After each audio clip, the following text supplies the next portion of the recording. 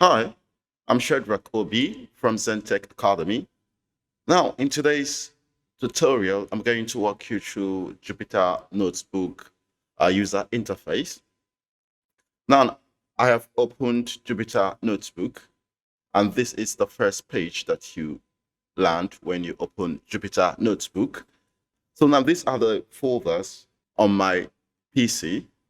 This is going to show the folders that you have on your computer. Now, we also have running. This is the next tab. So you can see currently running Jupyter processes. So, and we also have clusters. So cluster tab is now provided by IPython Parallel. So if you want to install this, you can, or you can click on this URL for details. So, but I want us to stay on the files. Now, like I said, in today's tutorial, I'm going to walk you through Jupyter Notebook user interface. So talking about the user interface, I'm going to open one right about now. Now, in this place, there are things that you can do. You can quit, you can log out. So, but you don't want to do that. So you can see what happened when I click on the name. You can see the change here. So it's kind of sorting either in descending or ascending order. So you can see. All right, so we have the file size. You click, you can see the file size. You can also upload by clicking here to upload a file. So, but where I want to go is to the notebooks interface. I'm going to go on the new, so you can see the drop down. So I can click on the drop down. Now under the drop down, you're going to see Python 3. So this is the IPython kernel. So we can click on this to go to the notebook. So, but we can also go to the text file. So you can click on this. So this is going to open something that looks like a notepad. So you can type in your codes here. But this is not what I want. So under this, you can also see we have the terminal. So this is going to open a prompt. So this is going to open a terminal. So I'm going to click on this. So you can see this is a Windows, a PowerShell. So, but this is not what I want either. All right, so let's go to the kernel, to the Python kernel. So I'm going to click on this. So if you want to refresh, you can click on this. So let's click on this and click on Python 3. So there's a number of things. You can see it has a very simple interface. So here you can see the header. So you can see the title. So right now it is untitled. We can rename this. So let's start with this space here. So this is called a cell. Now, when the cell is green, you can see this green bar around the cell. So it means that it is in edit mode. So if you click outside, so you can see it's blue now. So this is the command mode. So if you click inside, so this is the edit mode. So you can start typing in your codes. So if you go over to this point, you can see this pencil icon to indicate that it is on edit mode. So if we click out, so it's not showing anything here, but if you take your cursor here, you can see command mode. So this is it. Now, under this tool bar here, so there are a number of things you can do. So for example, you can save and checkpoint. So you can add a cell by clicking on this. So this is going to add a cell below. So you can cut a cell. So let's click this. You can see now you can copy a cell. So let's copy this. And you can also paste. So this is pretty intuitive by clicking on this. So you can move selected cell either up or down by clicking on this. And then down by clicking on this. Now you can use this to run a code. And then you can interrupt the kernel by clicking on this. So you can restart the kernel with a dialog by clicking on this. You can see, do you want to restart the current kernel? All variables will be lost if you do that. So I'm going to say continue running. So you can also restart the kernel, then rerun the whole notebook time. So this one can come in handy sometimes. So under the code, we have code just like this one. So this is code. So you can start typing in your code. So we also have what we call the markdown, and we also have the raw BC convert. So this is if you want to write just a normal text. And we also have the heading. So let's see an example. Like for code, we could say print, this is a beautiful day. This is a beautiful day. So I could say print, this is a beautiful day. And I can go to this point to run the cell. or you can use Shift Enter, so whichever floats your boat. So you can see this is the output. This is a beautiful day. We also have what we call the markdown. So the markdown is just similar to heading. They do just about the same thing. So, but for markdown, you can use the pound sign to indicate whether you want a header 1 or a header 2. For example, I could say this is a header. Okay, let's say this is header 1. So I can run this. You can see this is header 1. So this is for, okay, so now let's use the heading. So you can see for the heading, it's going to put the pound sign. Also, you can see the pound sign there. So let's add another one. So we're going to say this is header 2. Let's run this. So you can see it is smaller. So we can also go over to this point, to the markdown, or either the markdown or the heading. So they're just about the same thing. So if you click on the heading, it's going to bring this dialog box. So you click OK. But if you look over here, you can still see it is markdown, right? So we can add more on and say this is header 3. And I can run. So you can see it's getting smaller. So you get the drill. You can keep adding at the pound to see how far that goes. But this is as far as I go with this. So now for the text, for example, if we type a normal text here, let's say this is a simple. So let's say you can even see that this is the is in color, showing that this is a keyword, right? So this is a simple text. So if we run this, we're going to encounter an error. So you can see this is a syntax error because we are running this under code. So I'm going to copy this. So let's add a cell. Now let's change this to the raw MB convert. Then let's type this. The same thing. This is a simple text. So you can run this and you wouldn't encounter any problem. So you can see this is a simple text.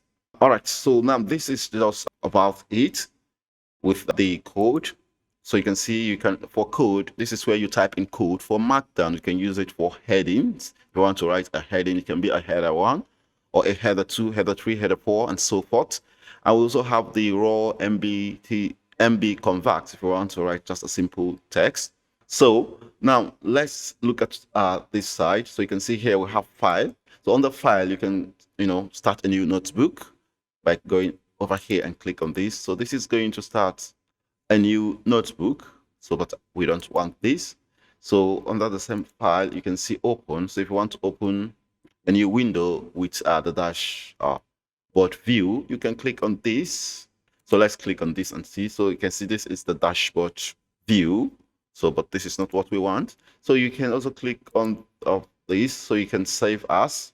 So if you want to save a copy of the notebook's content and start a new kernel, so you save as. So if you want to rename, so actually let's do this. So we can rename this to Jupyter Notebook Interface. So let's rename, then click on rename.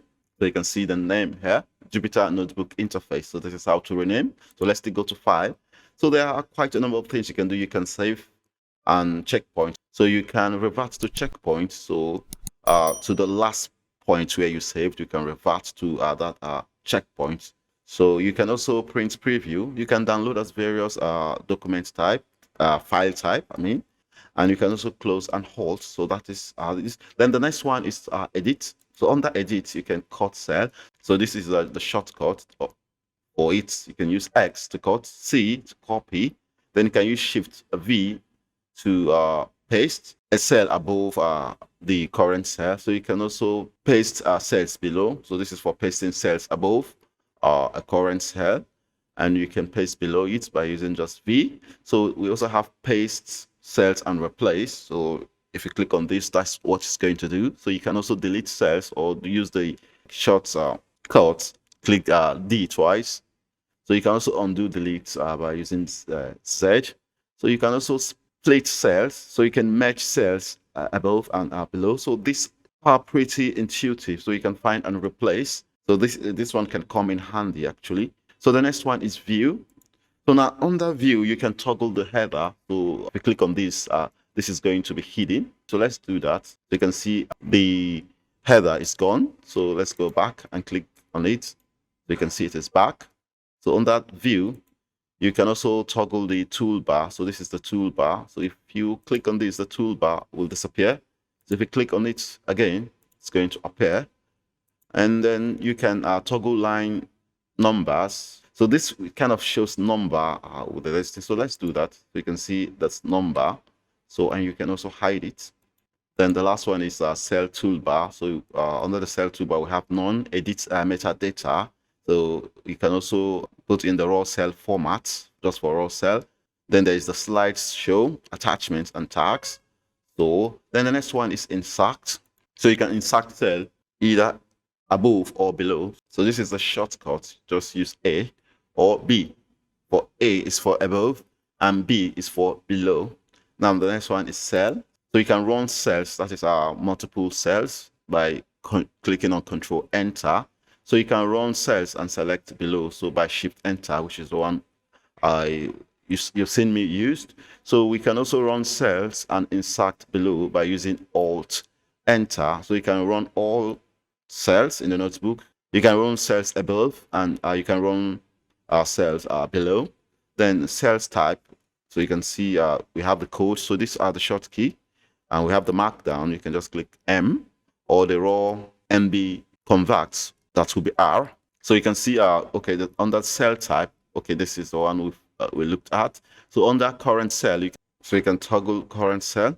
So you can toggle scrolling, and you can clear the outputs of the current cell. If you want to clear the outputs, you can do that. So for, okay, let's say for this. So that's the current cell. If I clear this, if I click on this, you can see the output is gone. All right, so then for all outputs, you can either toggle. All right, so you can also clear the outputs for all the cells. Now the next one is the kernel. Now you can interrupt the kernel by clicking II. So you can restart the kernel. So this is the short key. So this is OO. So you can restart and clear output. You can restart and run all. So you can reconnect in case it is disconnected. So you can shut down. And you can also change kernel. Now we also have widgets. So you can save notebook widget state. You can clear. You can download a widget state. And you can also embed widgets. So the last one here is a help. So under help, we have the user interface tool. We also have the keyboard shortcuts. So if you want to see the keyboard shortcuts, you can click on this. It will open the keyboard shortcuts. So let's click on this actually. So you can see these are the keyboard shortcuts. You can actually go through them because they can actually come in handy. So I'm going to close. So under the help, we also have, you can also edit the keyboard shortcuts, maybe to something that you want. So maybe if you have, you want a customized shortcuts, if you want to create your own customized shortcuts, you can also do that as well. There are some external materials here that you can see. All these ones that point, this is going to open in a new window. So these are external materials if you want to know more about all this. Python reference, IPython reference, the NumPy reference, and so forth. So over here, you can see user interface tour. So if you want a kind of a quick tour, so you can click on this. In fact, let's do that. So for the tour, so you can see welcome to notebook tour. So you can use the left and right arrow keys to go back and forth. So let's do that. I'm going to, so you can see this will show you that click here to change the file name for this notebook. So if you want to change, you can click here to change the file name. So the next one will show you that, okay, the toolbar, the notebook menu bar. So this is called the menu bar. So I'm going to click. So you can see this is called the notebook toolbar, this one. So this is the menu bar. So this is the toolbar. So you can see this is the mode indicator. I've shown you that. So this is the mode indicator. So you can either have the edit mode or the command mode. So you can see this is now the command mode. So this is the edit mode, the one with the pencil icon. So the next one is help. So you can see what you can get with help. Now you can click here to get a list of all of the shortcuts talking about this. we've looked at it already. So you can see now the kernel indicator. So this is the kernel indicator. It looks like this when the kernel is idle. So let me click again. So the kernel indicator looks like this when the kernel is busy. You can see this shade is shaded. Then let's go. Now interrupting the kernel. So if you want to interrupt the kernel to cancel a computation in progress, then you can click on this to cancel a computation in progress. And then you can see when you do that, you can see interrupting the kernel. Then messages in response to user action. So when you do that, you can see save, interrupt will appear here. And this is the end of the tour. All right, so that will be all for this tutorial. I will see you in the next one.